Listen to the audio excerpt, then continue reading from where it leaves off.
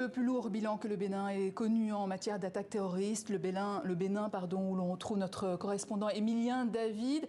6 personnes au moins ont donc été tuées au parc naturel W dans le nord du pays, une zone à la frontière entre le Burkina et le Niger. Et on l'a appris il y a quelques instants, parmi les victimes, il y aurait un Français. Oui, c'est d'ailleurs ce qui a poussé le parquet national antiterroriste français à ouvrir une enquête pour éclaircir les circonstances exactes de cette attaque qui a fait, vous l'avez dit, au moins 6 morts.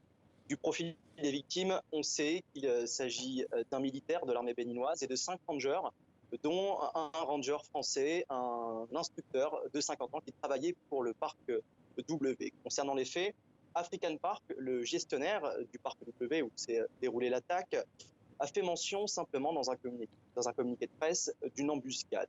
Et des sources militaires affirment que des véhicules de patrouille ont explosé sur des engins explosifs improvisés, qu'on appelle aussi des mines artisanales. Une zone où il y a déjà eu des incidents, hein, Emilien.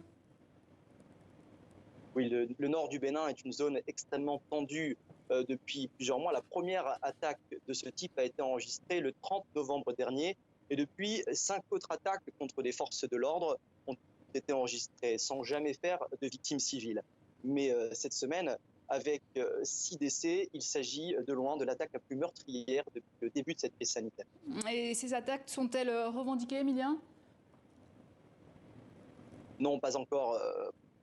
Quasiment aucune. Seule une attaque depuis le début de cette crise sécuritaire a été revendiquée. C'est une attaque qui a été perpétrée en décembre dernier et c'est le JNIM, un groupuscule djihadiste affilié à Al-Qaïda qui a revendiqué cette attaque. Mais la vidéo dans laquelle ils ont revendiqué l'attaque n'a toujours pas été authentifiée. Si bien qu'aujourd'hui, on ne sait toujours pas qui est derrière toutes ces attaques, mais les autorités béninoises les attribuent à des groupes terroristes.